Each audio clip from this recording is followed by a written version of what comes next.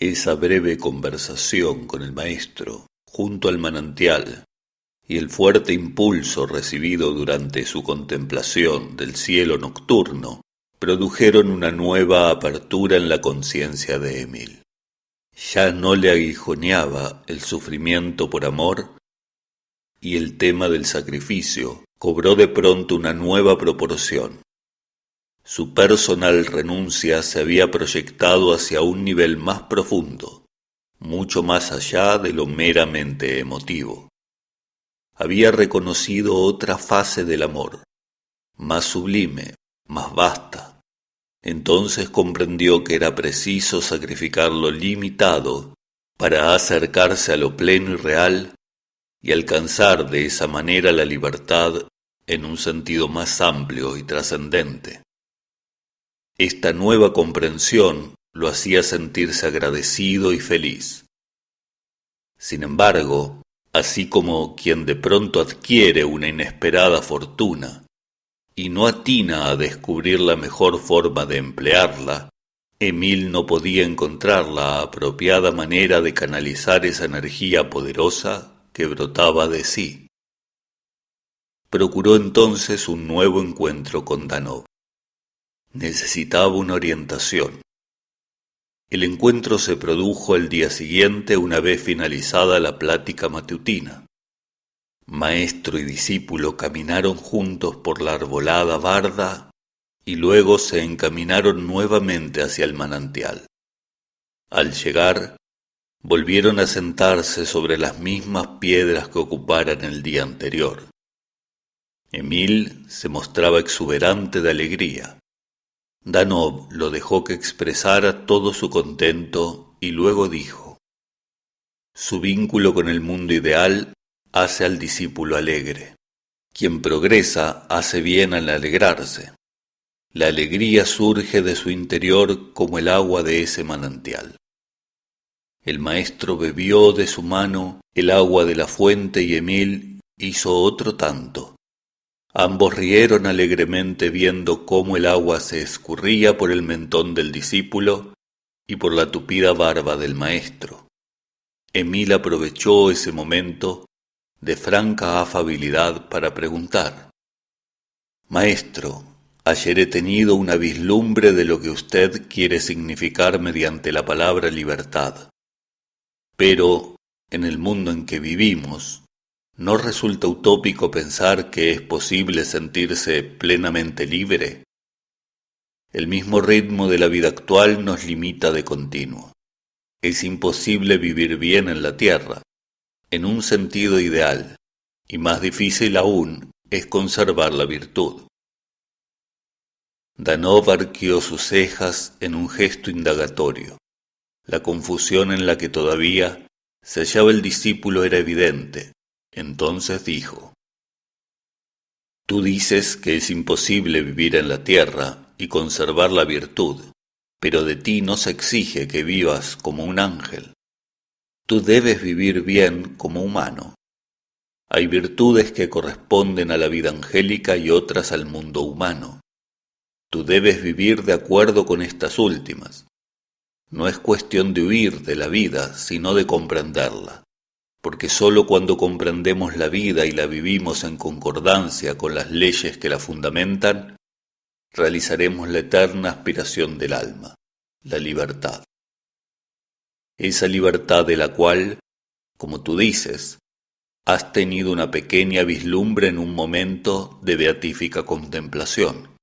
Entonces, siguió preguntando Emil, ¿la libertad es sólo un estado interior? Danov escuchó esta pregunta y luego de pedir a su discípulo que meditara sobre ello, entró en un completo mutismo. Emil conocía muy bien estos significativos silencios del maestro, quien pretendía que el discípulo descubriera por sí mismo los enigmas de su propia vida interna. Emil meditó largo rato y luego dijo: cuando medito, entro en un mundo de total libertad, pero ¡ay! Cuando salgo de ese estado meditativo, me siento nuevamente preso. El maestro entonces rompió su silencio para responder: Verdad es que cuando el alma del discípulo despierta ante Dios, es plenamente libre. Esta es la gran libertad ofrecida al hombre desde el principio de los tiempos. Pero el hombre, mediante sus actos, se liga permanentemente a la ley de causa y efecto, de acción y reacción, creando sus propias limitaciones.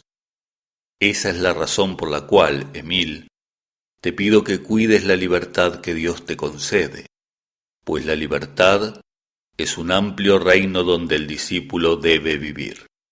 Has de saber que no es posible cultivar un carácter cuando no se tiene libertad, y sólo mediante un carácter bien sólido se logra salvar cualquier obstáculo.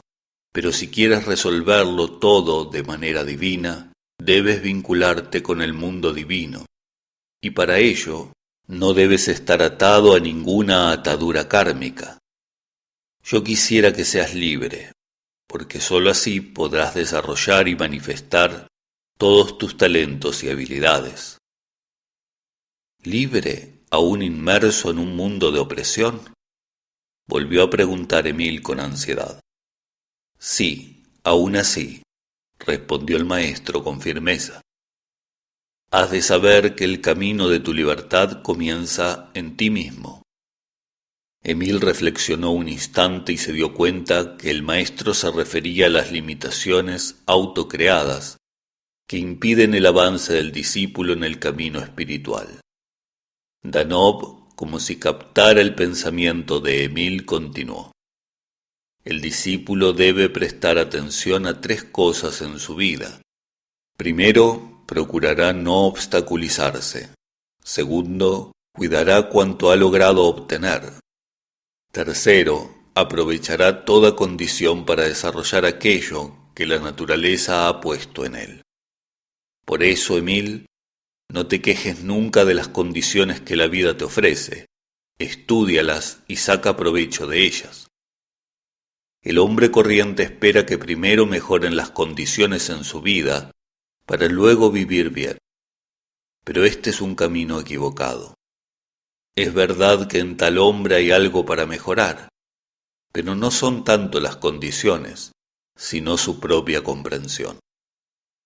Danov hizo una pausa mientras observaba los cambios que se iban produciendo en el rostro de Emil, el que por momentos se iluminaba y en otros se ensombrecía, tal vez, cuando acudían a su memoria los recuerdos de su vida pasada con su carga de incomprensible sufrimiento. El discípulo está expuesto a fuertes pruebas para que se temple en resistencia y despierte su conciencia, prosiguió Danov, luego de lo cual agregó en voz baja, pero firme. Vida sin intensas pruebas es vida de almas dormidas.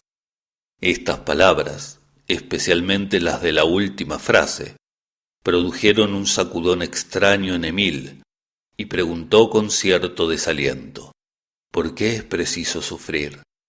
Todos sufren, pero nadie quiere sufrir, agregó Danov. Lo importante de todo esto es, precisamente, llegar a saber por qué se sufre y cuál es el resultado del sufrimiento. Si se trata de un sufrimiento inteligente que da sus frutos, este sufrimiento debe ser bienvenido, porque hay sufrimientos estériles que no dejan ningún fruto y solo sirven de obstáculo en la vida. Tú quieres solo alegrías, pero ellas pueden causarte tanto daño como el sufrimiento. Y, opuestamente, el sufrimiento puede culminar en alegría. Por consiguiente, hay alegría sin sentido, así como hay sufrimiento sin sentido. Hay que saber distinguir estas cosas. Oh, cuántas limitaciones restringen aún mi libertad, exclamó Emil dolorosamente. Lo que buscas está dentro de ti. Tú debes descubrir los procedimientos por los cuales puedes alcanzar la libertad que vislumbraste. Y esto no se logra de golpe, en un solo relámpago de conciencia. Trabajarás sobre ti para no limitarte ni limitar a los demás. Sí, maestro, trabajaré, dijo Emil, y luego de un momento de silencio preguntó: Me falta un tiempo para madurar, ¿verdad? Danov clavó sus ojos en los de su discípulo y respondió con su natural franqueza: Tú debes crecer y dar fruto. ¿No dijo Cristo que el sarmiento de la vid que fructifica se poda y el que no, se corta y es echado al fuego? Eso significa que el hombre debe dar fruto. ¿Sabes lo que esto significa? Si tú no tienes una mente óptima, si no tienes una potente voluntad y un noble corazón, ¿qué fruto darás a la vida? ¡Ay, cómo quisiera aprender a servir con inteligencia! Exclamó Emil, con cierto desaliento, cayendo nuevamente en sus fluctuaciones emotivas.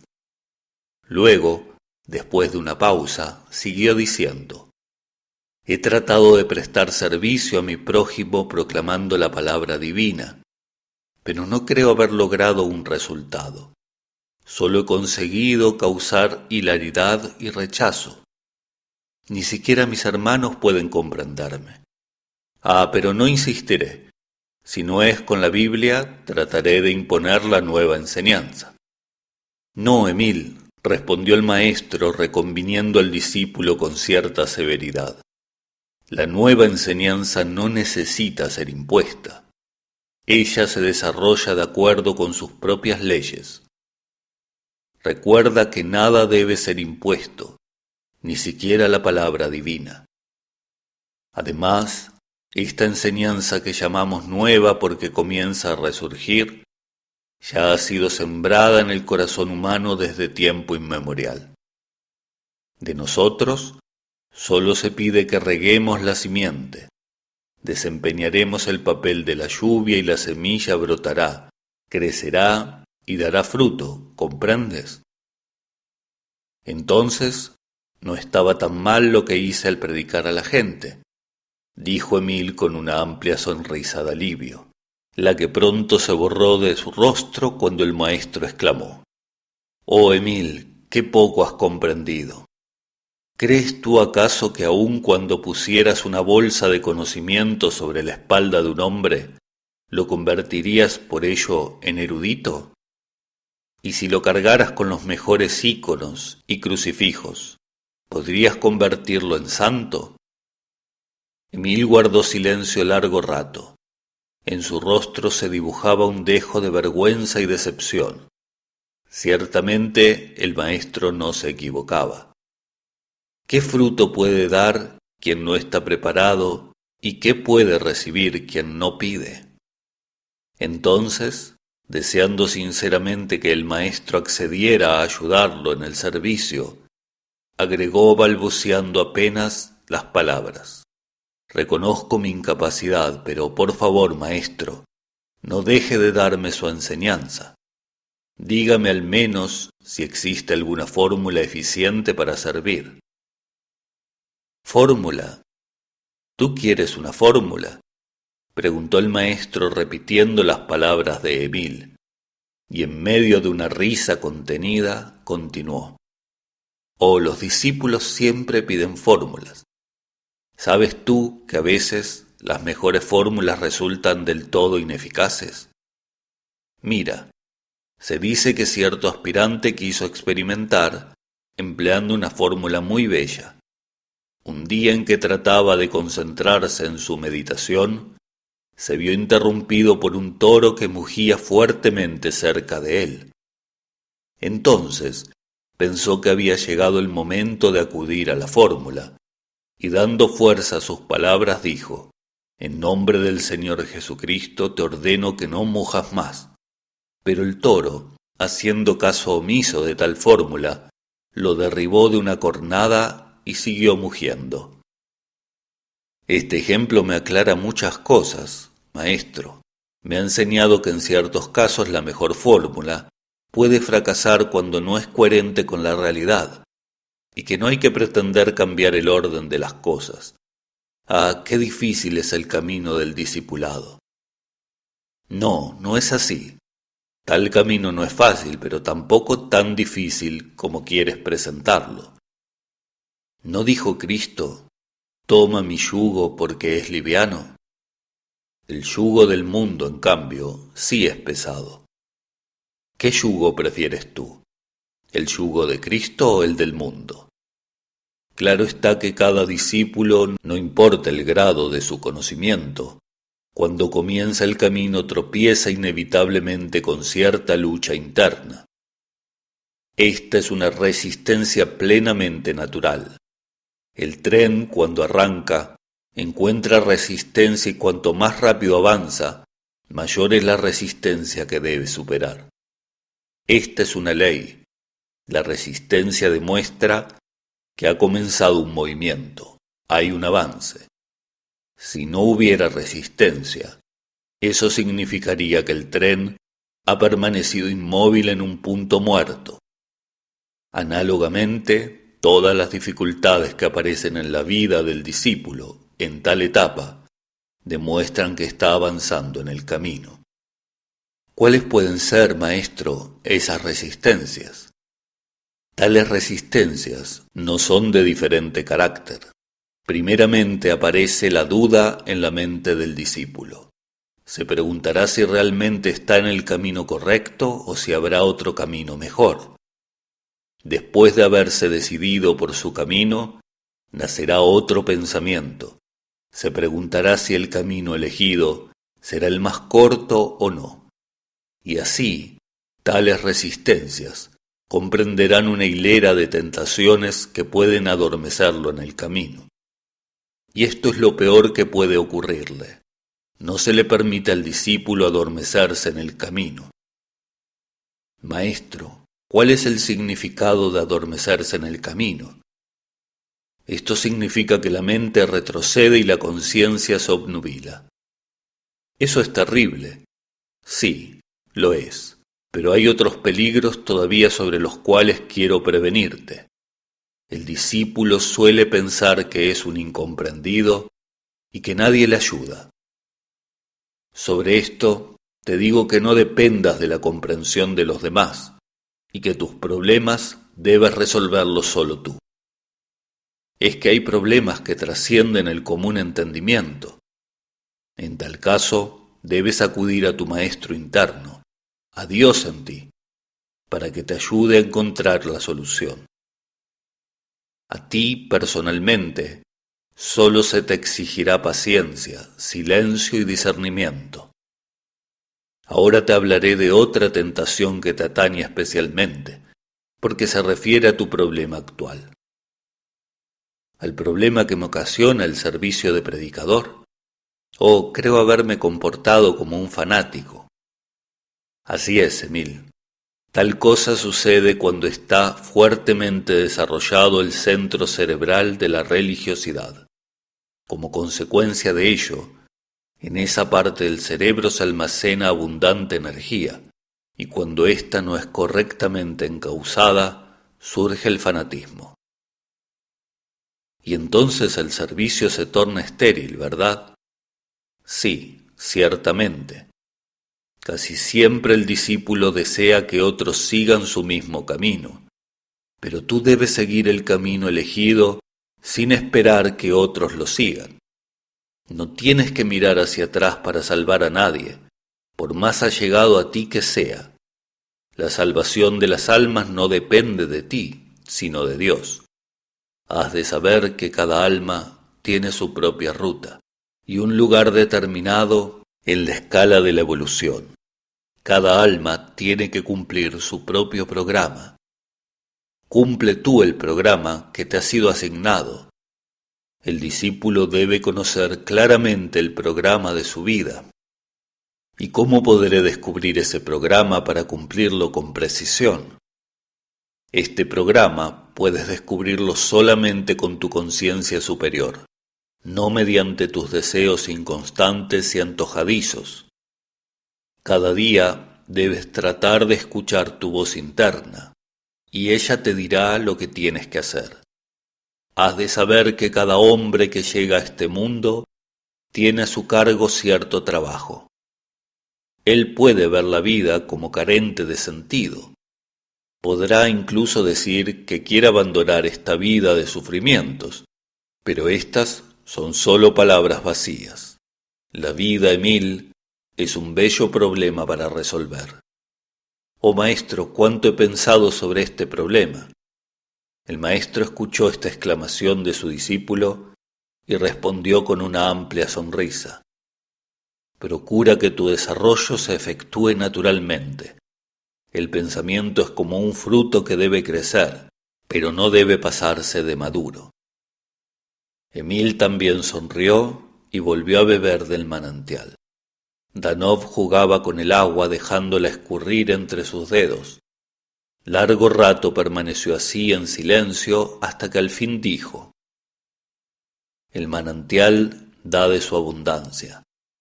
Antes de tener agua para sí mismo, no puede dar agua a los demás. El discípulo debe ser como el manantial. Para poder dar abundancia de vida, si su cauce está seco, ¿qué es lo que puede dar? Emil no respondió. Entonces el maestro continuó: Convéncete de que no puedes ayudar a los demás si primero no te ayudas a ti mismo. No es obra buena entregar frutos a los otros antes de haberlos probado. No comprendo bien esto que me dice, repuso Emil, visiblemente turbado. No te turbes, Emil. Serénate y escucha con atención.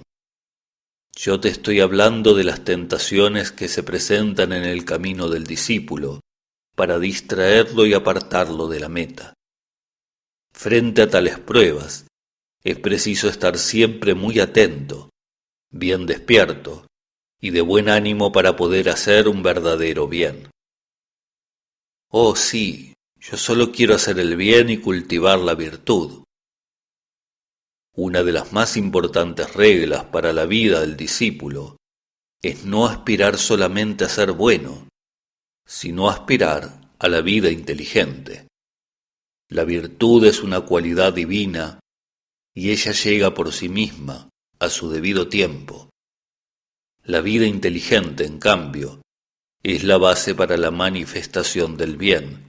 ¿Y qué bien podría hacer quien no procede con inteligencia? Después de tal pregunta, Danov guardó silencio por un momento, observando la reacción de su discípulo, quien bajó la cabeza sin replicar. Luego el maestro continuó: Tú has de saber que en el hombre se ocultan fuerzas que permanecen en estado latente por mucho tiempo, pero cuando éste se dirige a Dios, despiertan esas fuerzas y habilidades, capacitándolo para que pueda cumplir el trabajo que le ha sido determinado. Y cuando el propósito se ha cumplido, cuando despiertan esas fuerzas y habilidades que estaban dormidas en el hombre, ¿podrá hacer el bien de acuerdo con la voluntad divina? Danov asintió con la cabeza mientras miraba fijamente a su discípulo, quien sin ocultar su ansiedad esperaba que el maestro continuara. Es grandioso servir a Dios y sentirse junto a Él. La voluntad de Dios comprende el bien de todos los seres vivientes. Desea lo que es razonable, lo que es bueno para todos. Desea lo que Dios quiere. Bueno es aquel que ama la luz, el conocimiento y la vida, y la quiere para sí y para los demás. El bien es mi mayor aspiración, maestro, dijo Emil, y el maestro vio sinceridad en los ojos del discípulo. Entonces, paternalmente, Danov tomó las manos de Emil y le dijo quedamente: Lo sé. Por eso, Emil, practica el bien en cualquier circunstancia y nunca te niegues a realizarlo. Pero has de saber que no hay bien mayor que hacer volver un alma a Dios.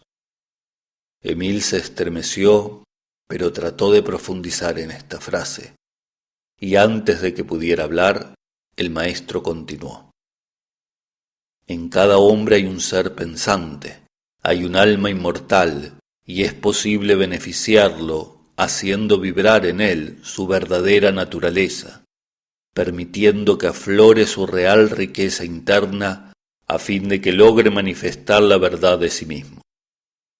¿Quién es el bien, entonces? Es la acción por la cual despiertas lo elevado, lo divino en ti y en los demás. El bien es un servicio ofrecido a Dios, es una fuerza viva que opera en toda la gran vida. Como discípulo, debes estudiar las leyes que corresponden al buen hacer, pues hacer bien es estar pronto, en todo momento, para cumplir la voluntad divina, hasta en sus más pequeñas manifestaciones. La gente de la nueva época se conoce justamente por el bien que realiza en nombre de Dios y desinteresadamente. Así, todo cuanto hagas, hazlo por Dios. Porque el bien es fruto del amor divino. Quien hace el bien sin amor no obtiene resultados positivos. Por eso, Emil, tú has de servir con amor, sabiduría y verdad para que tu trabajo adquiera sentido. No olvides nunca que el bien determina las cualidades del hombre, así como el fruto determina las cualidades del árbol. Danov se puso de pie y colocó su mano derecha sobre el hombro del discípulo. Emil, reconfortado por el contacto, buscó esa mano y la besó con gratitud. Luego el maestro se despidió, pero antes de marcharse dijo: quien desea servir a los demás tiene el más pequeño bien en sí mismo. El pequeño bien es aquello que el hombre puede aplicar en su vida diariamente. Hay muchos discípulos que pretenden hacer bienes grandes y pierden la oportunidad de aplicar el pequeño bien de cada instante. Busca el más pequeño bien. El más pequeño bien es Dios en el corazón humano. Danov ya se había marchado. A solas junto al manantial, Emil rememoraba las palabras del maestro. Lo que en un principio le había parecido un contrasentido, se tornaba más claro a medida que lo analizaba una y otra vez. Y debió aceptar que el maestro siempre tenía razón. Concluyó comprendiendo que, como predicador, había caído nuevamente en la trampa de su propia inmadurez y, como discípulo, había fracasado en su tarea de servicio. Ahora, el maestro le mostraba las dos caras de una misma moneda. El bien en su faz infructuosa y condicionada, realizado bajo el impulso de una ciega emotividad, y el bien en su faz positiva, incondicionalmente realizado bajo el impulso del amor divino. Era claro que cada día se presentan ocasiones para pequeños servicios, a veces insignificantes, que pasaban inadvertidamente, y no son realizados porque quien podría brindarlo no está atento al llamado, generalmente silencioso, de quien necesita la ayuda. Y en cambio él, sin meditarlo, había elegido una forma de servicio espectacular, lanzado coercitivamente a quienes no le pedían ni lo necesitaban, produciendo un resultado inverso. Indudablemente, había rendido un duro examen, no carente de sufrimiento y decepción, pero la experiencia no había sido vana. La conversación con el maestro había logrado atemperar sus emociones y ahora aguardaría expectante el llamado a la acción del bien. Emil se acercaba lentamente a la capa circular. No se podía negar que sintiera un poco de vergüenza. Su comportamiento con los hermanos de Isgrev, especialmente con el grupo de la juventud académica, no había sido muy bueno, que digamos. Se decía a sí mismo que había estado un poco loco. ¿Cómo había podido apartarse de ellos? Ya frente a la entrada escuchó que en el interior de la carpa había un gran bullicio, como si hablaran todos los estudiantes a la vez. También había voces femeninas en esa conversación cuyo tono, en general, denotaba entusiasmo y alegría. «¿Hay lugar para uno más?», dijo Emil, mientras penetraba en la carpa tratando de sonreír. Al verlo, los amigos se alegraron, como era de esperar. Georgie, recurriendo a sus acostumbradas chanzas, preguntó fingiendo asombro: «¿Se te ha perdido la Biblia, hermano?». Emil no le hizo caso, y como si nada hubiera pasado, preguntó a su vez con toda naturalidad: «¿Puedo participar de la reunión?». «Justamente, te estábamos necesitando», dijo Stefan, mientras tendía su mano a Emil con ese gesto amable y amistoso que le era peculiar. Emil saludó a los hermanos, quienes se hallaban sentados a la turca, formando un círculo alrededor de una pequeña mesa repleta de libros y papeles.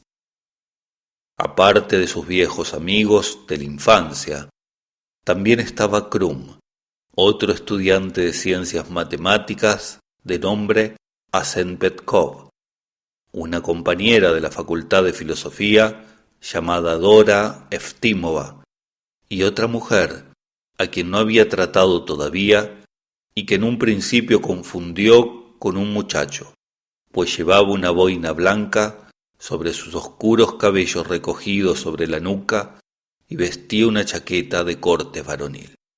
Era Ana Dobreva, estudiante de literatura búlgara y eximia escritora. «Déjame que te explique el motivo de esta reunión tan especial», continuó diciendo Stefan. «Tenemos entre manos un proyecto muy ambicioso que habrá de realizarse con la anuencia del maestro. Se trata de editar una revista de ciencia y filosofía, y cada uno de nosotros escribirá sobre una determinada ciencia de acuerdo con un nuevo enfoque. Y esperamos que tú participes, si es que tus tareas de predicador te lo permiten», interrumpió Georgie con ironía. «Amigos míos, ya no soy predicador, aunque no estaría mal predicar desde una revista de ciencias», respondió Emil, siguiendo el tren a Georgie. «Dime que trabajarás con nosotros, Emil. Te necesitamos», dijo Krum. «Oh sí, por supuesto, cuenten conmigo», respondió Emil con gran alegría. «Bravo, ya tenemos el equipo completo», exclamaron todos mientras abrazaban a Emil con mucho alborozo. «Cuando tú llegaste, Emil, estábamos discutiendo cuál sería el nombre más adecuado para nuestra revista y el que mejor coincida con el propósito de su creación», continuó diciendo Stefan. «Unos eligieron el nombre Nueva Vida y otros El grano de trigo. ¿Cuál prefieres tú?» «Esta revista hará el trabajo del sembrador», respondió Emil. «Las nuevas ideas de la fraternidad se esparcirán como el grano de trigo y alcanzarán buenos suelos por el mundo. Ellas despertarán lo más noble y elevado en nosotros y en los demás. Será un buen servicio ofrecido a Dios. Les prometo, queridos hermanos, que haré mi parte poniendo en ello lo mejor de mí mismo». Emil terminaba de afirmar su compromiso cuando el maestro penetró en la carpa. Indudablemente había escuchado las palabras del discípulo, porque sentándose entre los jóvenes habló de esta manera: «En cada grano de trigo, milagrosamente, se oculta la vida divina. Por ello, la vida del grano de trigo es tan sagrada como la nuestra. Él lleva en sí mismo conciencia y divino pensamiento. El grano de trigo simboliza a Cristo, porque de él nos alimentamos nosotros. El grano de trigo es su cuerpo. Por consiguiente, si el hombre quiere ser sano y obtener fuerza y vida, que coma trigo. Quien lo recibe conscientemente y con gratitud, sabrá cómo vivir y cómo amar».